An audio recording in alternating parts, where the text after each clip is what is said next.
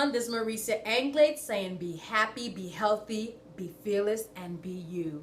Today I'm going to share with you a true story that happened to me, and I was told to be quiet. Yes, be quiet. And as everyone probably already know, I'm very verbal. You are going to know what I think, what I feel, how, when, and where. And I was taught that is not always, that doesn't always have to be the case for women that are like me, that are very verbal, and I just have to or need to tell this person how I feel. No, we don't. We don't need to. We don't need to. We don't have to. We choose to. And if we allow the Holy Spirit to speak with us, we will know when to. And prayerfully, we can ask God to guide us in that. But it was several years back where I was in Florida taking care of my brother, nursing him back to health, and his friend came by and didn't agree with some of the things that I was giving to my brother. And he felt the need to share that, when it was I that was doing all the work. Anyway, needless to say, he's 6'4", about 6'4", 6'3", and I'm 5'1". We'll go with that. And we're going back and forth, back and forth, back and forth, back and forth. No one's stopping. I'm not stopping. He was bigger and taller than me by height, but I was going to be bigger than him by, mouth. And it wasn't until I heard these words, be quiet. Be quiet. Immediately, I just stopped and I heard silence. I didn't hear anything. It would just be quiet. And then I later heard, when you stop, he'll stop. When you stop, he'll stop. I was vexed. That was the second time, and I'm going to go back to that story, but I'm going to jump into another one, so please follow me. I was vexed.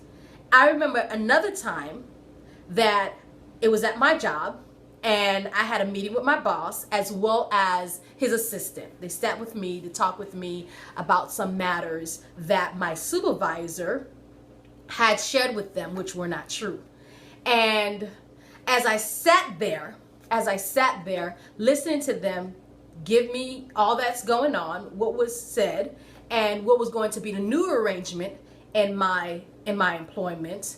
I still have the job, but they just wanted to rearrange how I was going to work, which was going to be micromanaged. I was going to be micromanaged. Okay, that was my balloon. Okay, it was my birthday, and my husband put balls all over the place. Balloons all over the place, and this one just popped up.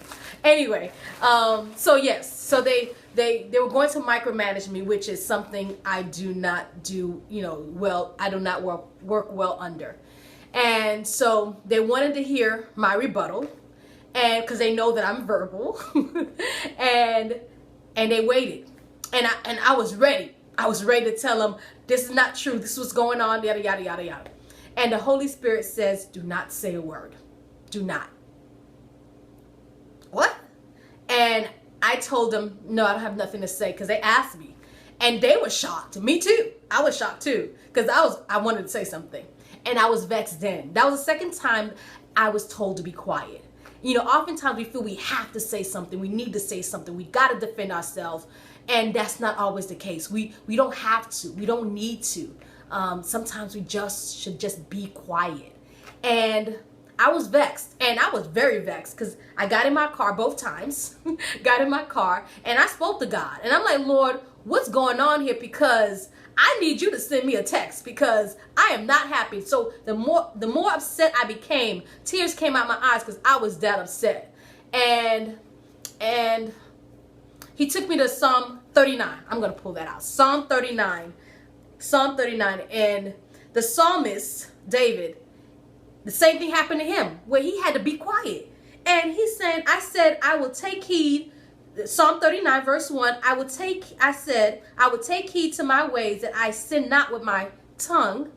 I will keep my mouth with a bridle, means shut, and while the wicked is before me. And that's whoever's not on your good side at that moment, that's the wicked. Okay, they may not be wicked, but they're wicked for now. And I was done with silence. I held my peace. Ooh, I had to hold my peace and not say anything. Lord, do you know who you dealing with? Me. that have to say something, that need to say something. Okay, here we go. And I was dumb. What did he mean by that? Meaning, okay, I don't know what's going on. And whose voice am I hearing? I'm dumb because I don't know what's going on, and I would normally say something. So I was done with silence. I held my peace, even from good, and my soul was stirred. I was upset. I mean, so upset that I cried because I was that angry. You ever been so angry where you just, tears coming out of your eyes, because you just know if you just had just a second to tell them and give them the business, you would do a good job? And then you got all that anger that you can't verbally say, but it's up in here and it comes out of your eyes? Okay, you feel me. So it says here, the sorrow was stirred. My heart was hot. I was hot. Okay, I'm gonna stop here. This is gonna be a lengthy video, so if you can't stand to hear it or watching the segments, you know, I make no apologies. So it says my heart was hot. Dealing with my brother and the guy that, his friend that got me upset. I got in my car in that situation too. Drove to the Bay. If you're feeling familiar with Miami, I went to the Bay and I was angry. I was angry. I was upset, and I was so angry that I felt it in my heart.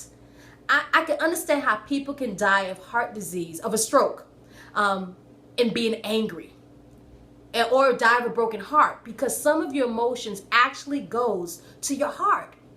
The anger constricts your heart and not allowing the blood to flow freely. So here it is. I was vexed in my heart, and I felt it. I felt the pain in my heart. So it says here that he was hot in his heart. Let me find my way. My heart was hot within me while I was musing. The fire burned. And fire is hot. That means you were heated up. And then I spake with my tongue. And sometimes when we so mad and angry, we just want to say something. And like, you trying to shut up. You just trying to be quiet. You like, okay, I ain't gonna let them get to me because I'm about to, You feel me, right? I'm just being weird with you. And he said, fire was burned, then spake I with my tongue. He couldn't hold it back. It was so angry that he just spewed out his mouth with the words. And the number 4 says, Lord, make me to know mine end and the measure of my days, what it is, that I may know how frail I am. Behold, thou hast made my days as a handbreadth, and my age is as nothing before thee. Verily, verily, man at his best state is altogether vanity. And the verses continue, and you have to read that, because he then cries out to God because he could not control his anger. And he asked God for his help. We don't always have to say something, and we don't always need to say something. Sometimes we're so angry that we just got to, and we feel that we got to. And then is when we begin to fight our own battles. It is then that we fight our own battles, and God's saying, be quiet, I got this. And then in the midst of that, you get to see who you are. David saw who he was. He like, oh shoot, I don't got a grip. Here it is. I know I was supposed to be quiet. I could hear the Holy Spirit telling me, be quiet. And I still spoke in my anger while I was heated up. And I understand, as mad as I could be at my friend, as mad as I could be at my brother's friend, because I was, as mad as I wanted to be with my brother and did not want to do a thing to help him anymore, I had a list of what not to do, okay? And no matter how angry I was, and everything I could pinpoint they did that was incorrect, or what my brother should have done, and take it to court, I probably wouldn't win. But God was over here looking at me. Look, okay, I got what they did, but look at you and how you handle the matter. How angry you got. Do you see there's something that needs to be corrected in you that doesn't show a likeness in my character? I want you to take a good look at you now. We got them locked. We got them on lock. We understand what they did wrong. But understand also what you could have did more correctly. You could have been quiet. The moment that guy opened his mouth, you could have been quiet. And it would have stopped it right there. It would have stopped the argument right there. Are you in a place where you keep going back and forth? Are you in a relationship where you're constantly toe to toe, going back to toe to toe? And the only way that argument or the strife can stop if it maybe you would just be quiet. Maybe if you would just be quiet, and no matter how upset or vexed you are, to pray to God and say, Lord, help me. And it says here, David said, hear my prayer, O Lord, and give ear unto my cry. Hold not thy peace from my tears. Sometimes you're going to cry because you're so angry you want to say something.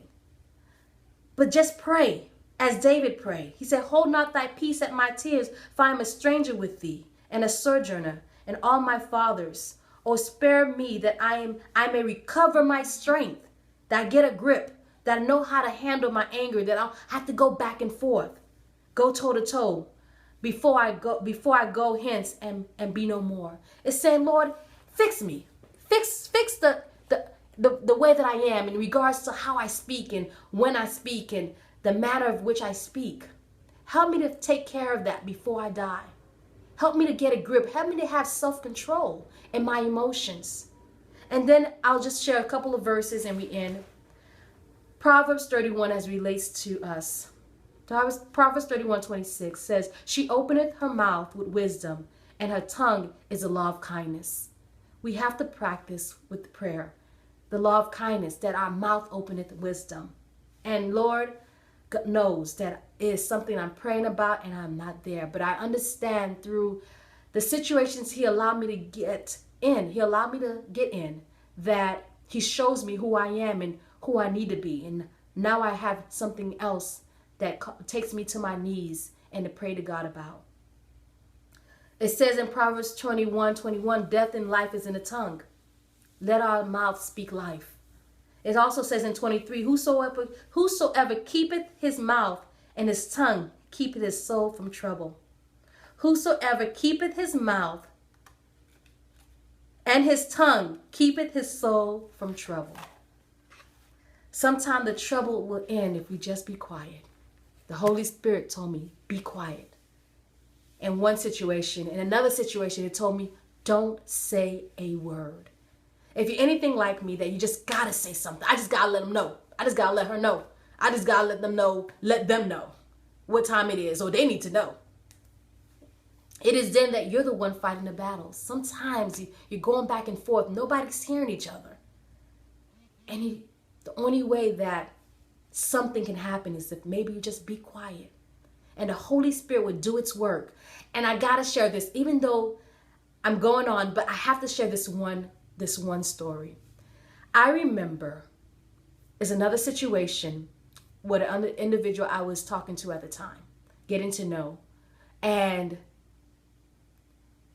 we were going back and forth, got into argument. No, we didn't go back and forth. He said something that I didn't like. And I was about to like, oh, really? You don't tried me.